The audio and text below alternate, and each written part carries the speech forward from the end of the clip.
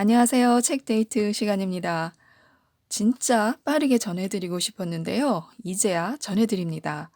이 책은 제가 서점에 갔을 때요. 차례하고 프롤로그만 보고 벌써 반했습니다.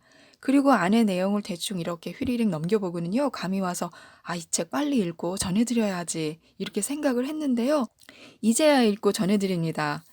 이상하게 빨리 읽어야지 하면서도 더 늦게 읽게 되는 책이 있습니다. 뭐랄까요? 아껴둔다고 할까요?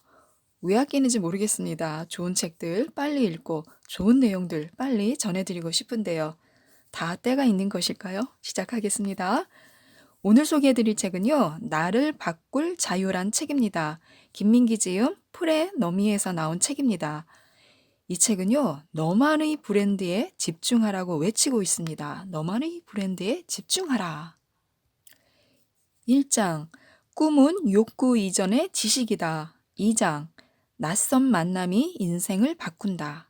3장 환경이 나를 결정한다. 4장 성공은 고유명사다. 5장 액션이 있어야 리액션이 있다. 6장 나는 다르다. 7장 나는 내 인생을 선택할 수 있다. 이렇게 총 7장으로 구성되어 있습니다. 우선 가장 눈에 띄는 글이요. 프롤로그입니다. 낯선 선택이 낯선 기회로 이끈다. 너무 멋지지 않나요? 낯선 선택이 낯선 기회로 이끈다.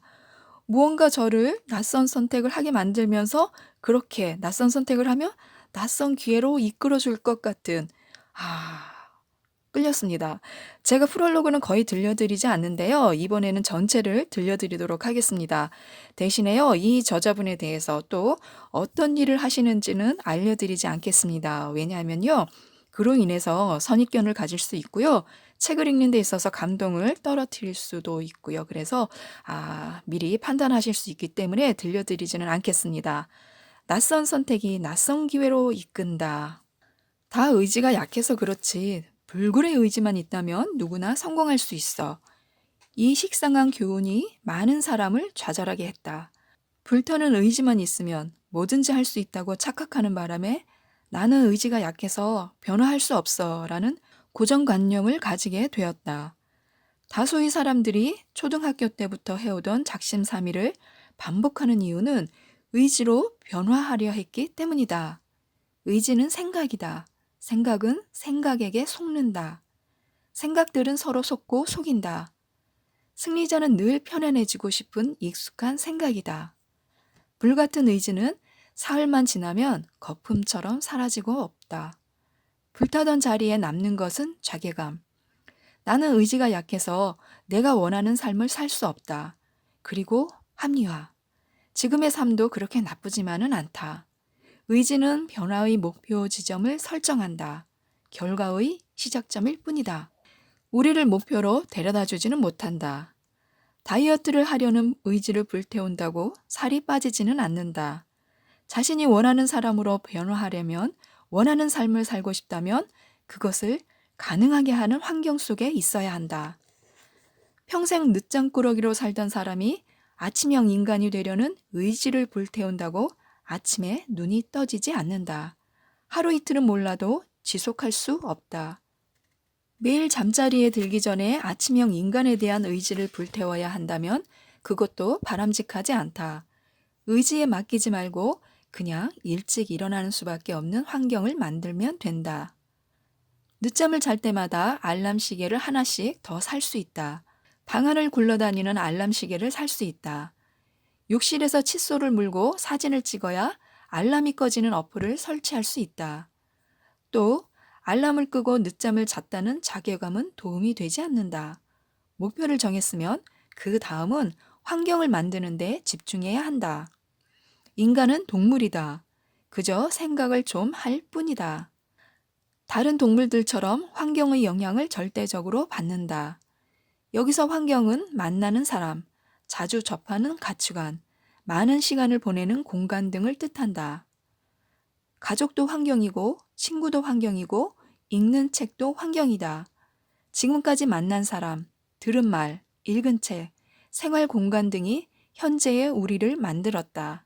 만나는 사람, 듣는 말, 읽는 책을 바꾼다면 그 사람은 달라질 수밖에 없다. 누구를 만나 무슨 이야기를 듣고 어떤 책을 읽어야 하는가를 궁리해야 한다. 한 사람의 현재는 그 사람이 지금까지 했던 선택의 결과다. 누적된 선택의 결과와 그에 따른 환경이 그 사람의 현재를 만들었다. 그 선택의 결과 지금의 자리에 왔다. 지금 있는 그 자리에서 기회가 보이지 않는다면 지금까지 하지 않던 선택을 해야 한다.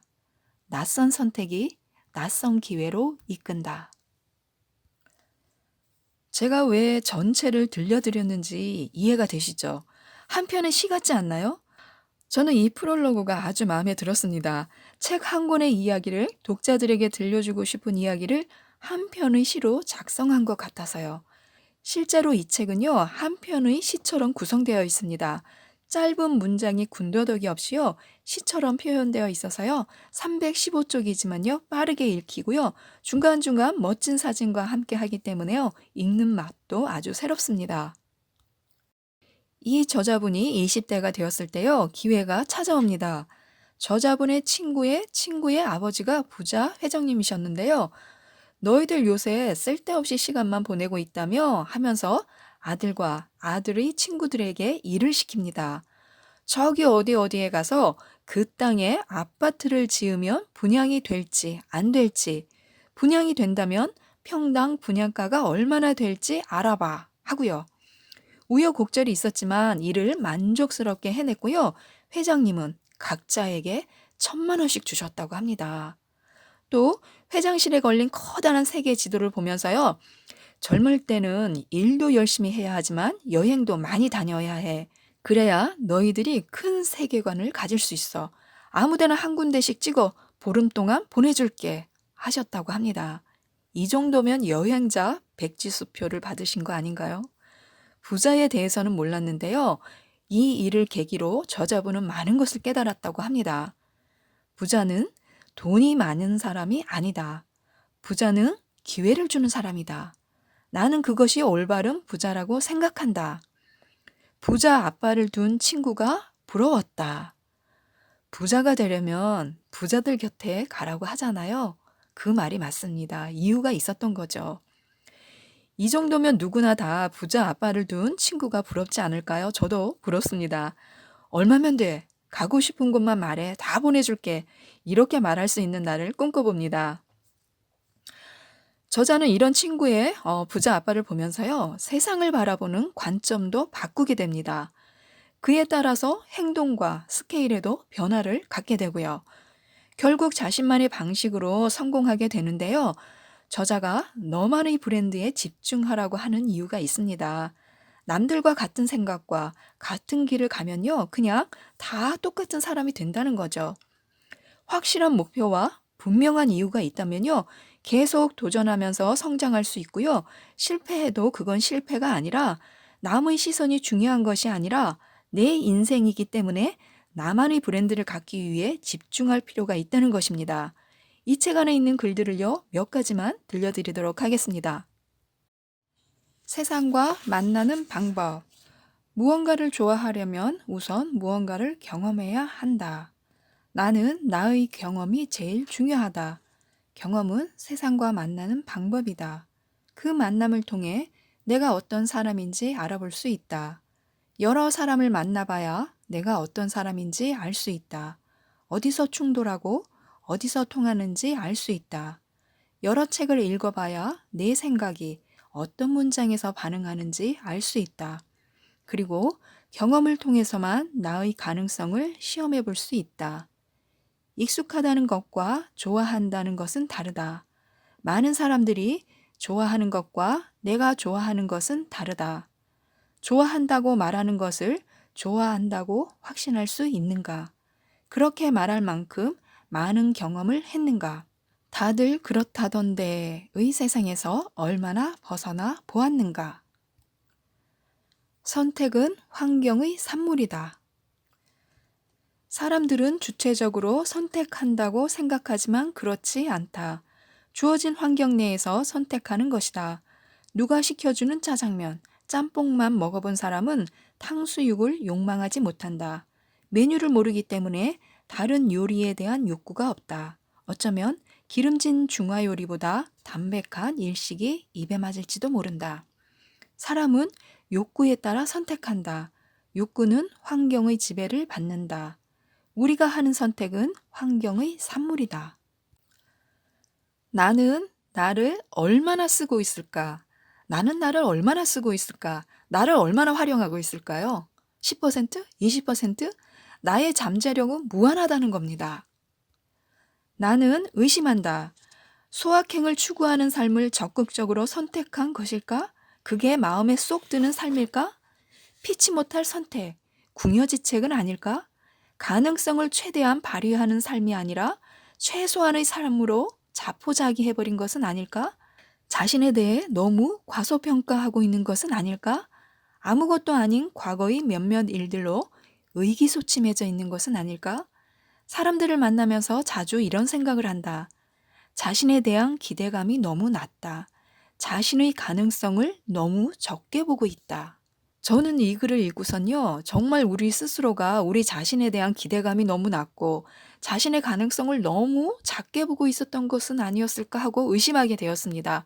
여러분도 한번 생각해 보세요. 더 발전할 수 있고 더 크게 될 수 있는데 너무 작게 기준을 갖고 있었던 거죠. 설렁탕과 피클, 설렁탕과 피클. 설렁탕에는 깍두기 아닌가요? 그런데 설렁탕과 피클이 제목입니다. 많은 사람들이 들어가는 설렁탕집에 떠밀려 들어간다. 반찬으로는 피클이 나온다. 뭔가 안 맞는 것 같다. 시원하고 매콤한 뭔가가 있으면 좋겠다. 주위를 둘러보니 다들 설렁탕과 피클을 먹고 있다. 다른 설렁탕집에 가볼까? 아니야. 어쩌면 자리가 없을지도 몰라. 피클조차 안 나올지 몰라. 그래도 혹시 하는 마음이 들떠 피클을 먹던 사람들이 말한다. 철없는 소리 좀 그만해. 나도 먹고 있고 네 친구도 먹었고 네 선배도 먹었고 네 아빠도 먹었어. 다들 그렇게 먹고 있잖아. 네가 그렇게 특별해? 별나게 좀 굴지 마. 많은 사람들이 별나게 굴지 않으면서 살고 있다. 피클이라도 먹는 게 어디야 라는 생각으로 살고 있다. 최선이 아니라 차선. 어쩌면 최소한의 삶을 살고 있다. 가능성을 찾는 삶보다 안정적으로 보이는 삶을 지향하고 있다. 그러기에는 내 인생이 너무 소중하다. 설렁탕과 피클처럼 나와 맞지 않는 일과 적당히 타협하면서 살고 싶지 않았다. 불만족스러운 상태로 평생을 살고 싶지 않았다. 삶을 만들어 나가고 싶지 생존을 위해 살고 싶지 않았다. 사회는 보기 중에서 원하는 것을 찍으라고 요구한다. 마치 그것들 외에는 아무것도 없는 것처럼. 인생은 객관식이 아니라 주관식이다. 그것도 단답형이 아니라 서술형이다. 그래서 한 번에 찾을 수 없다. 제대로 서술하려면 시행착오라는 대가가 필요하다. 그 과정이 없다면 진짜 자신이 원하는 일이라고 할 수 없다. 맞지 않는데도 꾸역꾸역 참으며 사는 것은 내 인생에 대한 예의가 아니다. 군대에 다녀온 후부터 내가 기대하는 나에게 맞는 일을 찾아다녔다. 시행착오도 많았다. 내 욕구를 찾는 과정이었다. 새로운 환경으로 나를 데리고 갔다. 그 과정이 나를 성장시켰다. 어떤 사람은 내게 용기가 있다고 했다. 하지만 아무것도 해보지 않고 공무원, 대기업 사원, 공기업 사원이 되겠다는 사람이 더 용기 있는 것 같다. 어떤 사람은 기회가 보이지 않는데 어떻게 움직이느냐고 한다. 나는 이렇게 말한다. 움직이지 않는데 어떻게 기회가 보이겠느냐고. 익숙한 불평의 세계. 사람은 익숙한 것을 좋아한다. 익숙한 것이 당연한 것인 양 받아들인다. 낯선 것에 대한 두려움이 있다. 그래서 현재의 처지를 불평하면서도 불만을 해소하기 위한 시도는 하지 않는다. 익숙한 불평의 세계에서 생각으로만 새로운 세계를 꿈꾼다. 불만은 더 많아진다. 변화의 가능성이 전혀 없다면 그렇게 살아야 한다. 용서도 바뀔 게 없다면 그렇게 살아야 한다. 익숙한 세계에서 익숙한 사람들을 만나고 익숙한 장소에만 가고 익숙한 생각만 하면 익숙한 불평의 삶을 살게 된다. 저는 글들을 읽으면서요. '내가 지금 이러고 있는 게 아닌가.' 하는 생각을 많이 했습니다. 여러 가지로 자신을 돌아볼 수 있게 하는 그런 글들이 많았습니다. 정말로요. 낯선 선택이 낯선 세계로 이끈다. 새로운 세계를 경험한다는 것은 삶의 가능성을 확장시키는 것이다. 세상을 바라보는 폭이 넓을수록 운신의 폭도 넓어진다. 내가 꿈꾸는 삶을 이미 살고 있는 사람을 만날 가능성도 높아진다. 학교와 집, 알바, 그리고 몇몇 친구와 선후배, 직장과 집, 술집, 그리고 몇몇 친구와 직장 동료. 지난 일주일 동안 어디서 누구와 무엇을 했는가? 그전 일주일과 어떻게 다른가? 한 달 전과는 어떻게 다르고 1년 전과는 어떻게 다른가? 크게 달라진 것이 없다면 인생은 그렇게 흘러갈 것이다. 자신의 가능성을 확인해 보려면, 새로운 가능성을 탐색해 보려면 의도적으로 낯선 곳에 자신을 던져야 한다. 낯선 곳에 가려 하지 않는 것이 사람이기 때문에 밀어 넣어야 한다. 생각이 바뀌어서 그 자리에 가는 게 아니라 그 자리에 가면 그에 맞는 생각을 하게 된다. 이 책은요, 자신이 성공한 것에 대해서 이렇게 이렇게 무슨 일들이 생겨서 이렇게 이렇게 성공했다, 이렇게 나열하고 있는 책이 아닙니다. 제가 이 책을 한 편에 시 같다고 했죠? 왜 그러냐면요, 이 책은 생각하게 만듭니다. 생각하는 글들로 인해서 나 자신을 되돌아보고요. 나는 이렇게 살지 않았나 하면서 반성하게 되면서 좀 더 성장하게 되는 그런 책입니다. 만원 버스. 은행을 만들겠다는 사람과 은행에 들어가겠다는 사람은 행동이 다르다. 행동뿐 아니라 인생을 대하는 태도 자체가 다르다. 사람은 어떤 이야기를 듣느냐에 따라 다른 꿈을 꾸게 된다. 꿈에도 생각하지 못한 완전히 다른 의식이었다. 회장님을 찾아갔다. 제가 만원 버스의 의미를 알았습니다. 근데 뭘 해야 할까요? 네 사업해야지. 제 부모님은 매달 50만 원씩 보내주세요. 그 돈으로 생활비 쓰고 나면 여윳돈이 없습니다. 사업을 시작할 만한 자본도 없고 경영학과라서 아이템을 만들 기술도 없습니다. 고등학교까지 대구에서 나와서 서울에 아는 사람도 없어요. 무슨 사업을 합니까? 그건 네가 알아봐야지. 사업은 고민부터 시작하는 거야. 다른 길을 찾으면 한번 찾아와. 이렇게 회장님이 답을 합니다. 그때 결심했던 것 같다. 사업가가 되어야겠다. 내 것을 만들어야겠다. 내 것을 가지고 싶다. 원하는 것이 달라지면 접근 방법도 달라져야 한다. 더 이상 책상에서의 공부는 의미가 없었다. 제가 내용을 전체 다를 들려드리는 것도 있지만요. 중간중간 뽑아서 들려드리고 있습니다. 당신이 사는 세상. 지구의 70억 인구는 모두 각자 나름의 세계에서 살고 있다. 세상을 바라보는 관점이 다르고 경험하는 세계가 다르고 삶에 대한 태도가 다르다. 같은 나이, 같은 대학에 다니고 있어도 같은 나이, 같은 직장에 다니고 있어도 각자의 세계에서 살고 있다. 누군가는 자신의 잠재력을 최대한으로 발휘하는 무대에서의 세상을 살고 있고 누군가는 생존의 모퉁이를 찾아야 하는 세상에서 살고 있다. 지금 이 순간에도 보통 사람들과 다른 목표치를 가지고 다른 마인드로 뛰고 있는 누군가가 있다. 목표의식 없이 그냥 시간을 보내고 있는 사람들 눈에는 그들이 보이지 않는다. 시간을 흘려보내는 사람 주위에는 그런 사람들이 없기 때문이다. 있다고 해도 목표를 가진 사람은 목표를 가진 사람 눈에만 보인다.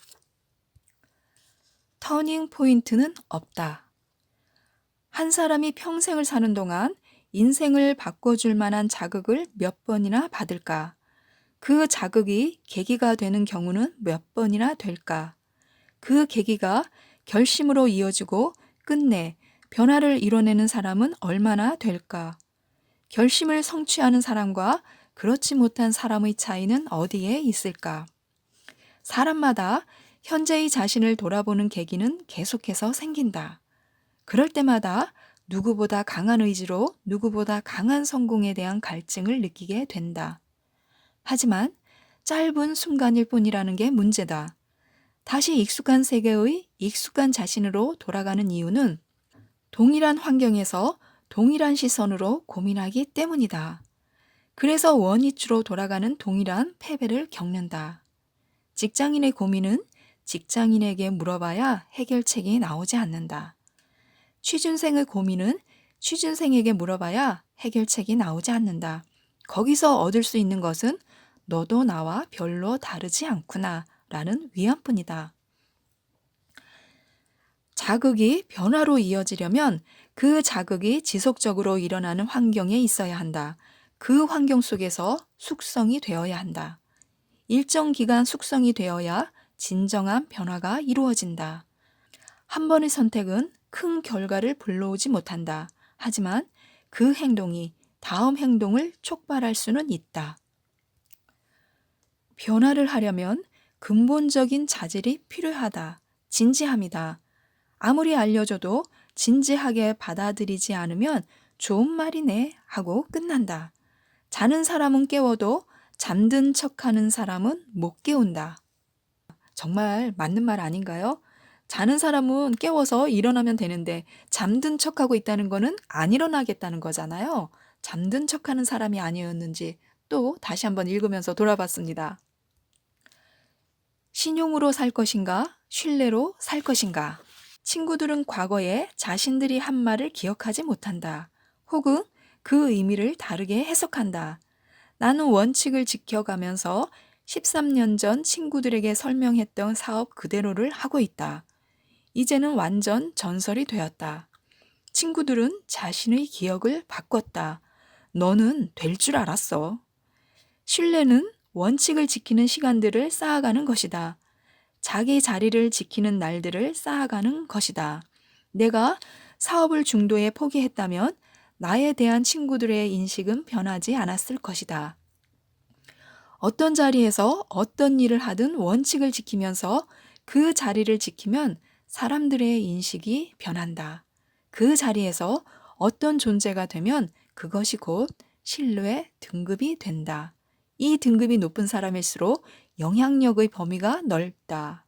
돈을 많이 버는 것보다 자신만의 세계를 구축한 존재가 되는 것이 더 중요하다. 소유보다는 존재다. 그 사람은 이미 알고 있다. 지금 하고 있는 일은 최적일까? 최선일까? 누가 알려주기 전까지는 알 수 없다. 마치 그 지역 사람들만 아는 기막힌 식당처럼 내가 원하는 뭔가를 이미 알고 있는 사람이 있다. 정보와 경험은 사람으로부터 온다. 그래서 오픈 마인드와 커뮤니케이션 능력이 중요하다. 지금까지 이분의 글 중에서 몇 가지를 들려드렸는데요. 읽다 보면 저자분의 문장 하나하나에 빠져들게 되는데요. 솔직히 저는 이분의 성공 스토리보다는요, 저자분이 쓴 글에 더 매료되었습니다. 문장 하나하나가 명언처럼 다가오는 것은 아마도 이분의 경험이 그대로 녹아있기 때문이 아닐까 싶습니다. 지금 새로운 변화와 새로운 자극을 받고 싶으신 분들은요, 꼭 읽어보시고요, 에너지를 충전하셨으면 좋겠습니다. 충분히 그럴 수 있다고 봅니다. 이상 책데이트였습니다. 감사합니다.